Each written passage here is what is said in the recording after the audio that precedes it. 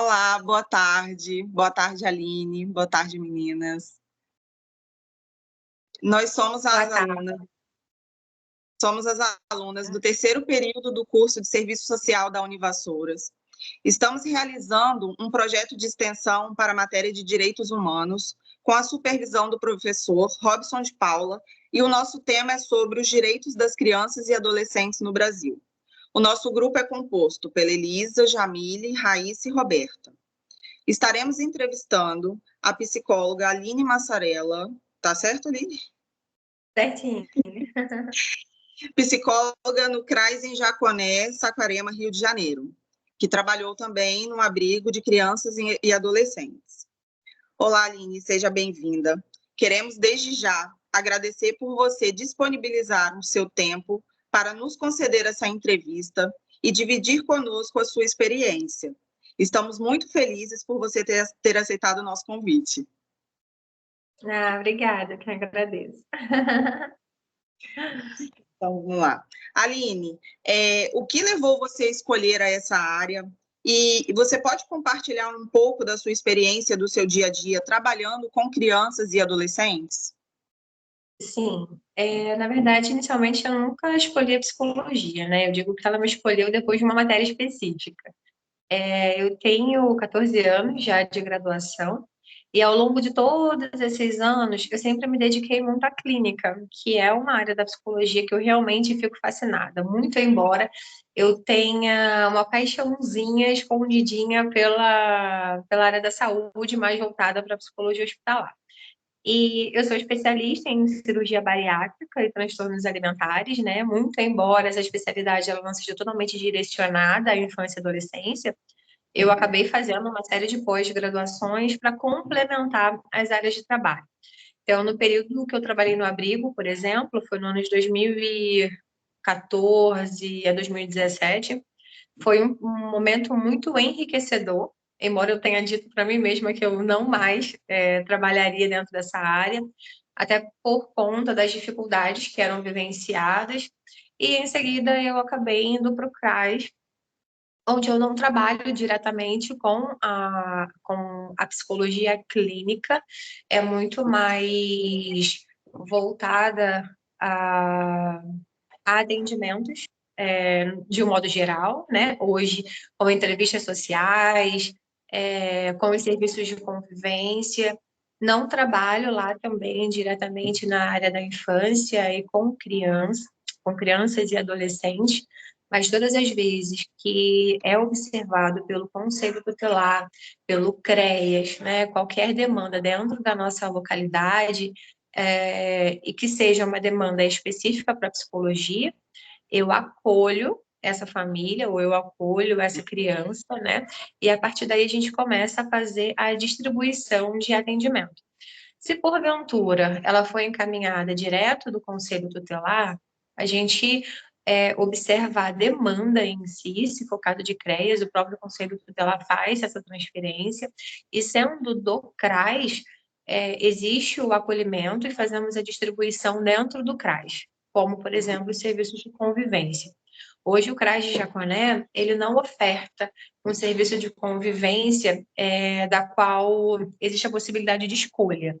Para criança, nós temos apenas a capoeira.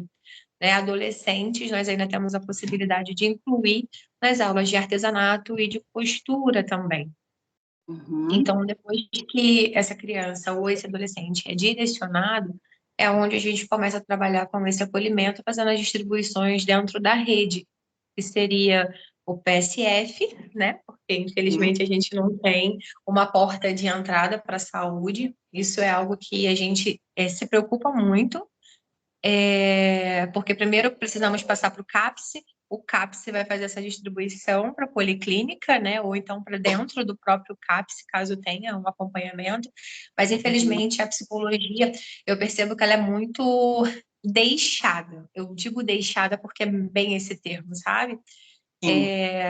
Infelizmente os pacientes eles acabam ficando sem atendimento pela demora devido à ausência de profissionais. Sim, sim.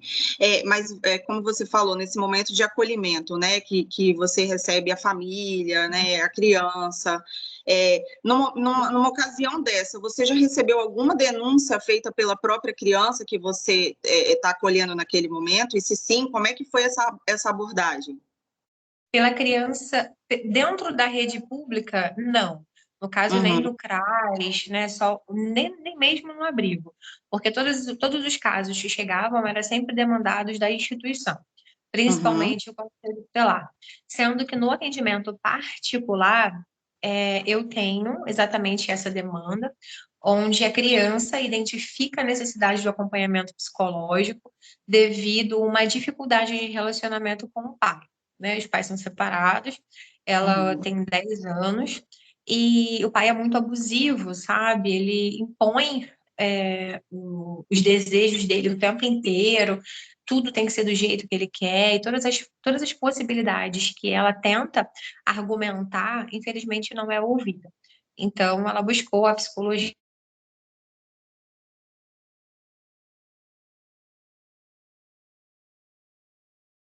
Cortou. Oi. Oi. Então, ela busca a psicologia para esse suporte. Inicialmente, ela tem o desejo da psicologia ajudá-la a tirá-la desse poder paterno, né? Sim, O que sim. inicialmente não seria a questão. Então, eu entrei em contato com algumas pessoas, alguns profissionais do Conselho Tutelar, até por eles estarem trabalhando diretamente com o Estatuto da Criança e do Adolescente, né, que precisa ser respeitado. Então, a partir daí, eu reformulei a minha estratégia de atendimento.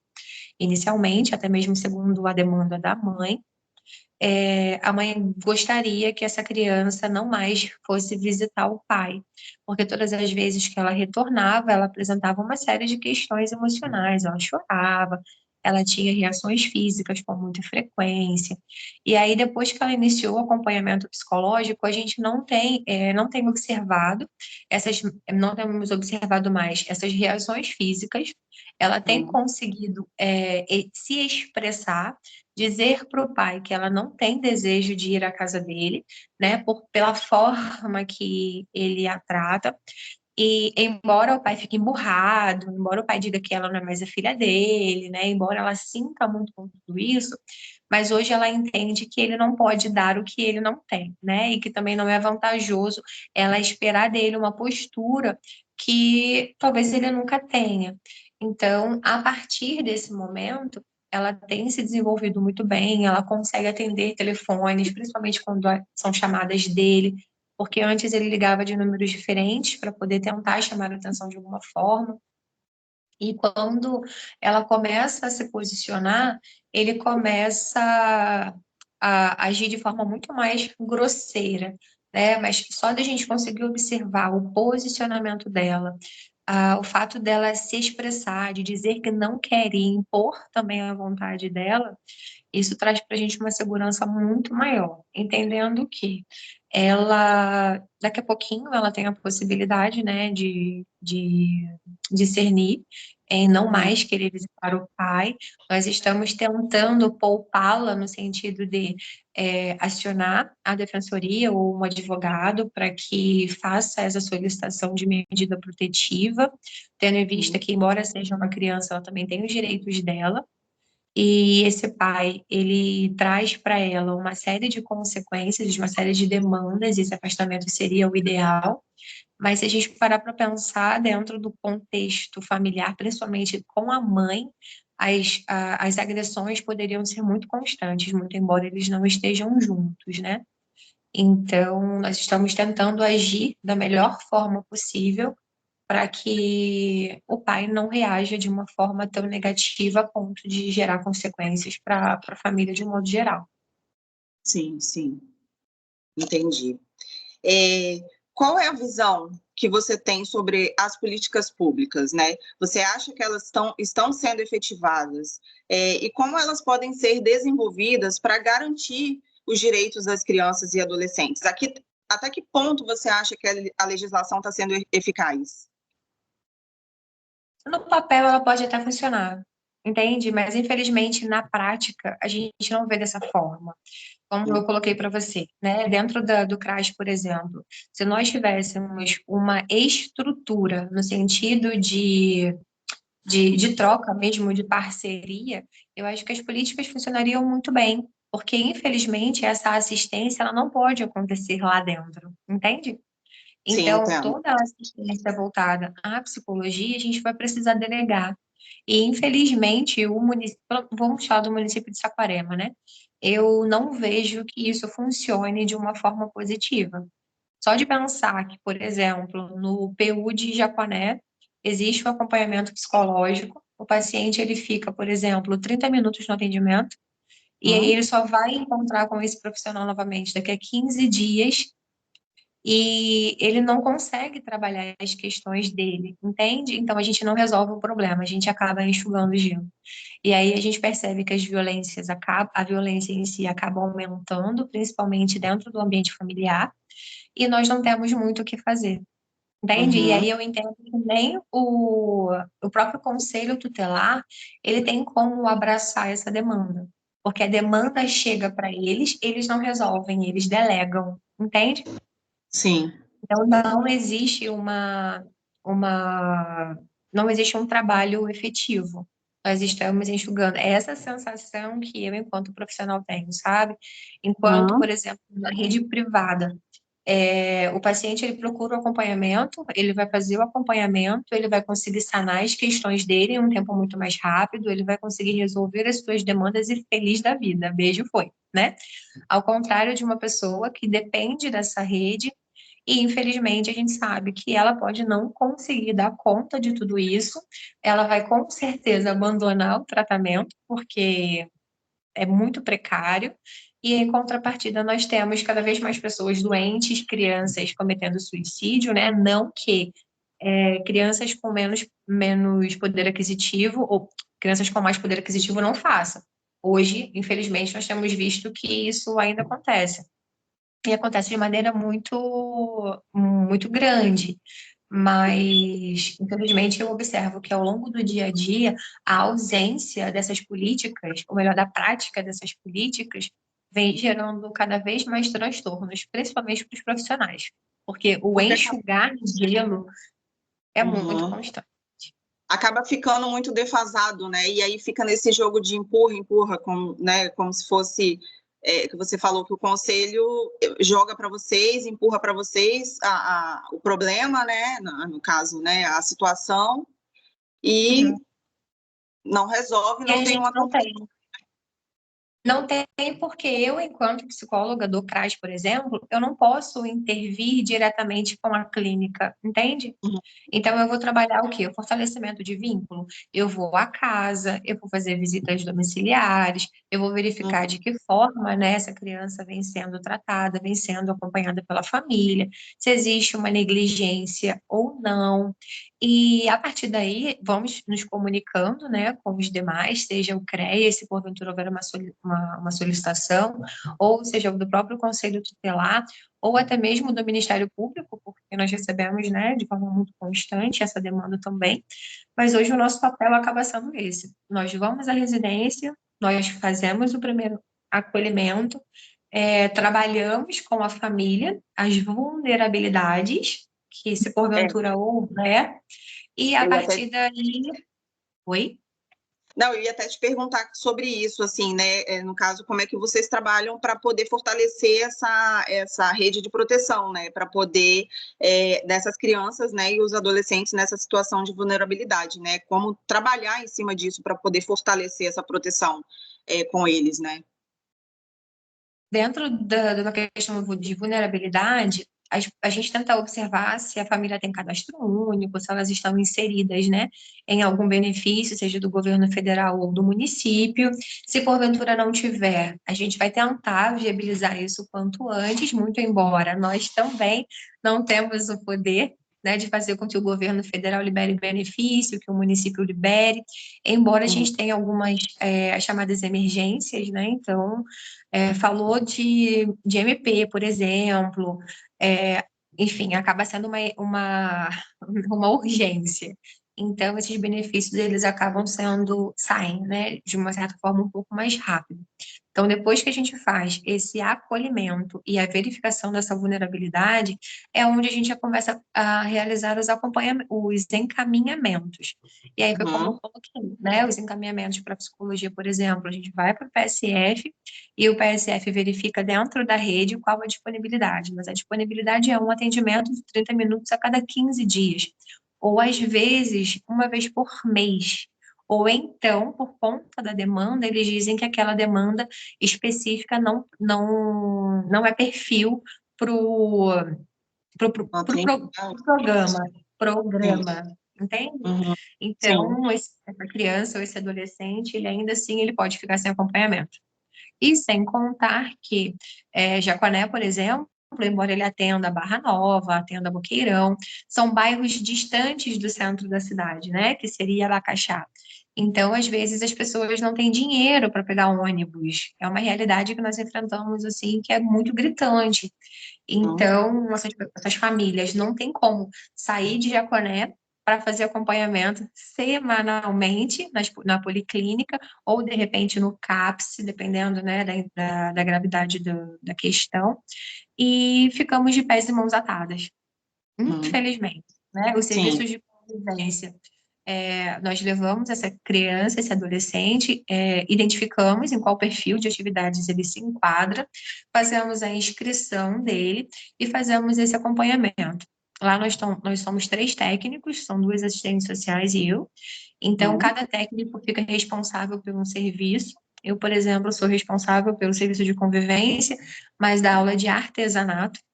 Uhum. Então, por mexerem com agulha, por mexerem com tesouras, né? Esse não é o perfil de crianças, é um perfil de adolescente, mas vai depender da maturidade do adolescente, né? Para estar inserido dentro desse serviço de convivência. Assim como a gente tenta também que os responsáveis eles sejam incluídos, né? A mãe Uhum. ou o pai, por exemplo. Normalmente o pai não vai, o homem, ele não participa dessas atividades, né? A menos que seja capoeira, mas daí ele tem que querer muito também para fazer. É uma Uhum. outra dificuldade que eu observo, né?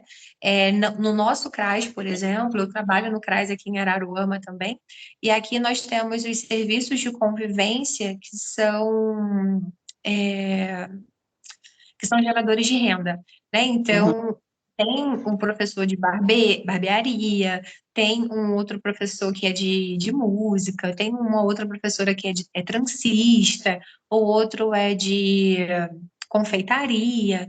Então, é onde o homem ele tem a possibilidade de ser inserido, né? Ao contrário do CRAS de Japoné, por exemplo, que não tem essa possibilidade de remuneração. Então, normalmente, quem vai buscar são as mulheres, tanto para aprender um ofício, quanto também para se distrair, né? E lá, e nos nossos serviços de convivência, por exemplo, nós temos muitas mulheres que são vítimas de violência doméstica, né? E, enfim, e uma série de outras demandas que são encaminhadas também. Ah, tá, sim, sim. Você teve algum caso exemplar, assim, um caso que já foi bem sucedido, e você pode compartilhar conosco? Uhum. Dentro do CRAS nós não temos. Nós não temos exatamente por conta dessa dificuldade de tratamento, né? O que acontece, por mais que a gente faça esse acolhimento, essas visitas domiciliares, mas normalmente, quando o adolescente ele começa a adquirir uma certa idade, ele acaba evadindo da escola, né? Então, ele não está em casa quando É. a gente faz essas visitas, né? Porque ele está na rua fazendo alguma coisa, menos estudando ou buscando um trabalho, né? Sim. E a gente acaba não tendo como trabalhar essa efetivação de um quadro de melhora dentro desses ambientes, a menos que ele seja acompanhado de forma externa, até pelo Uhum. conselho tutelar, com as trocas, né? Enfim. E o adolescente ele começa a observar que toda aquela demanda mesmo, ela acaba sendo ela acaba sendo minimizada no sentido de A gente senta, a gente conversa com a mãe, a gente conversa com o pai, e aí, beleza, todo mundo resolve cooperar, bacana, a gente consegue manter esse resultado. No entanto, como eu coloquei, a maioria das famílias que nós atendemos são mães solo. Então, ela precisa trabalhar, ou então ela não trabalha, mas ela é beneficiada do Bolsa Família, e aí ela precisa dar conta de 4, 5 filhos, porque essa é a nossa maior demanda, né? E por conta disso, a gente, infelizmente, não tem esse sucesso. Mas, de forma externa, sim. De forma externa, a gente consegue observar uma grande melhora em relação ao resultado desses pacientes dentro dessas dinâmicas. Entendi, entendi. Perfeito, Aline. Aline, infelizmente vamos ter que encerrar por aqui. Poxa, faltam muitas perguntas. Não, tá tudo certo. Foi tudo perfeito. Muito obrigada, assim, pelos esclarecimentos. Mais uma vez, o nosso grupo quer agradecer a sua participação aqui nesse nosso projeto, através da sua entrevista. Parabéns pela profissional incrível que você é, pelo pouquinho que você compartilhou, a gente pôde perceber como é brilhante, assim, apesar, né, das dificuldades, mas, assim, é um trabalho, né, incrível, assim, um brilhante trabalho que você realiza com as crianças, com os adolescentes e com a população em geral, né, porque não é só com eles, mas queremos muito te agradecer por toda a atenção, por essa entrevista. Muito, muito obrigada mesmo. Eu espero que eu tenha conseguido respondê-las. Até porque, dentro do CRAS, principalmente vocês daqui a pouquinho vão estar nos estágios, né? Vocês vão conseguir observar isso. É uma necessidade muito grande, principalmente que a nossa população tem, mas a gente não consegue ajudar, sabe? Porque as demandas são sempre muito grandes e, infelizmente, a população acaba não estando satisfeita com aquilo que nós podemos proporcionar e muitas vezes elas não fazem diferente, elas querem se manter naquele limbo, sabe? Onde elas querem ser ajudadas, mas elas não fazem diferente, não fazem nada para mudar isso. Então, nós vivemos um ciclo constante de angústia, muitas vezes, mas, infelizmente, nós somos limitados. Acaba que é um ciclo vicioso também, né? Exatamente. Ainda mais hoje em Saquarema, que nós temos uma quantidade de benefícios assim muito grande, né? Eu tenho tenho usuários, por exemplo, para vocês terem uma ideia, que ganham R$ 3.400 por mês, incluindo a Bolsa Família, incluindo os benefícios do município. Eles ganham mais do que eu, que trabalho a semana toda, que faço visitas dentro desses locais. Então, assim, realmente é muito mais cômodo para eles, entende? Não querem, muitas vezes, sair. Ao contrário de pessoas que fazem de tudo para sair, mas infelizmente o mercado de trabalho é muito fechado, dentro do nosso município principalmente, e elas acabam não conseguindo. Exatamente, não consegue. Então, tá bom, Aline. Muito obrigada, tá? Obrigada mesmo de coração. Se precisar de alguma coisa, é só mandar mensagem, tá? A gente vai se falando, se porventura tenha faltado alguma coisa aí. Tá bom. Não, estava perfeito. Muito obrigada. Queria ter um pouco mais de tempo para a gente conversar mais. Mas se precisar, pode chamar no privado, a gente se ajeita. Então, tá joia. Obrigada, boa noite. Beijo, Obrigada, sucesso para você. Obrigada, muito obrigada. Tchau, tchau. Beijo. Beijo, tchau, tchau. Tchau.